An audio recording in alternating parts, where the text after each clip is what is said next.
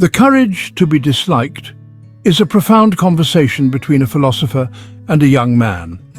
The book challenges common beliefs about trauma, self-worth and happiness, arguing that we have the power to shape our lives and attitudes independent of our past or societal expectations. Through 5 distinct discussions, the book teaches that happiness comes from having the courage to live authentically, even if it means being disliked by others. Let's break down the key insights from each chapter. Chapter 1. Why People Can Change. Key line: you are not determined by your past, but by your present interpretation of it. In this chapter, the young man is convinced that his life is shaped by his past traumas, making it impossible for him to change. He views himself as a product of his environment, bound by limitations imposed by childhood experiences, failures, and societal expectations. The philosopher immediately challenges this belief, introducing the core idea that people are not controlled by their past. According to Adlerian psychology, we are not creatures of determinism. Instead, we make choices about how we interpret our past experiences. The past is like a script that we can choose to rewrite. Rather than being shaped by events, we shape our reality through the meanings we assign to those events. This conversation forces us to confront a critical question. Do we live chained to the past, or are we free to create our own paths? The philosopher emphasizes that change is possible the moment we decide it is. Chapter 2. All problems are interpersonal relationship problems. Key line: the biggest lie we tell ourselves is that we live to satisfy others. The philosopher introduces the idea that all of our personal problems stem from our relationships with other people. Most of the issues we face, whether it's anxiety, jealousy, or feelings of inferiority, are actually reflections of our constant need for approval or our fear of rejection.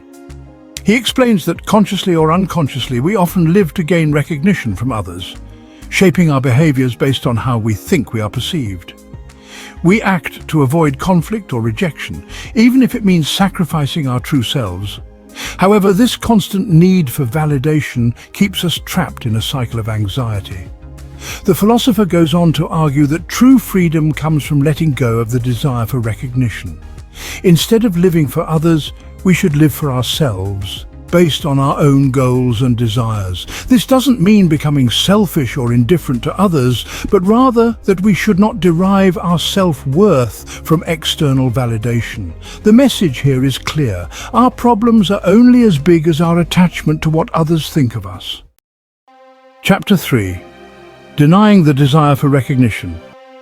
Key line: freedom is found in the courage to be disliked. This is one of the book's most startling and transformative chapters. The philosopher explains that one of the biggest barriers to happiness is our deep-rooted desire for recognition. This desire leads us to live inauthentic lives as we conform to societal norms or the expectations of family, friends, or colleagues. To live freely and authentically, we must develop the courage to be disliked. This doesn't mean going out of our way to upset others, but rather accepting that it's impossible to please everyone. In fact, trying to be universally liked is a surefire path to dissatisfaction. The philosopher shares a radical idea. The opinions of others are none of your business. Your life belongs to you, and only you are responsible for your happiness. The moment you release yourself from the shackles of others' opinions, you open up to true freedom. This chapter teaches that it takes incredible courage to embrace rejection, because it means being vulnerable. But it is the only path to living a fulfilling life. Chapter 4. Living in the here and now. The present is everything. You cannot rewrite the past, nor can you control the future. Here, the philosopher discusses how much of human suffering comes from living in the past or fearing the future. Many people are haunted by regrets about what they did or didn't do, or they live in constant anxiety about what's to come. This robs them of the ability to live fully in the present. The philosopher teaches that the past doesn't matter as much as we think, and neither does the future. What matters is the here and now. Instead of obsessing over what cannot be changed or what may never happen, Adlerian psychology urges us to focus on the present moment. By engaging fully in the present, we can find joy and peace. This is an empowering message. We have control over how we experience life, moment by moment. When we focus on the present, we remove the power that the past or future holds over us. The young man in the conversation starts to understand that his life, previously dominated by fear and regrets, can change if he starts focusing on what he can do now. Chapter 5. The courage to be happy. It takes courage to live a happy life. In the final chapter, the philosopher expands on the idea that happiness is a choice. It's not something that happens to us based on external conditions, but something we actively decide to pursue. However, living a life of happiness and authenticity is not easy. It requires courage. The philosopher stresses that happiness comes from a sense of contribution and living in alignment with one's values, rather than chasing short-term pleasure or societal approval. Many people avoid happiness because it requires effort, responsibility, and the courage to make hard choices. It means accepting who we are and finding contentment in our actions and relationships, regardless of how others perceive us. The young man is struck by this realization that the courage to be happy is directly linked to the courage to be disliked. Conclusion.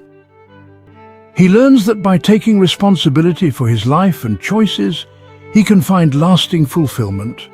The pursuit of happiness requires daily courage, particularly the courage to live authentically, even if that means facing criticism or rejection from others.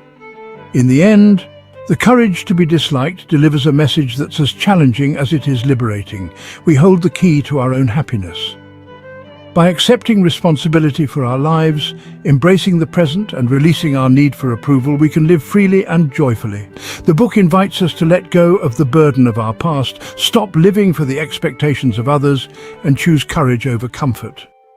Final thought. With each chapter, the reader is pushed to confront their fears, limitations, and beliefs, and ultimately, to find the strength to live authentically. The courage to be disliked is, in fact, the courage to live a meaningful, happy life. It's a profound invitation to be yourself, take charge of your destiny, and experience true freedom.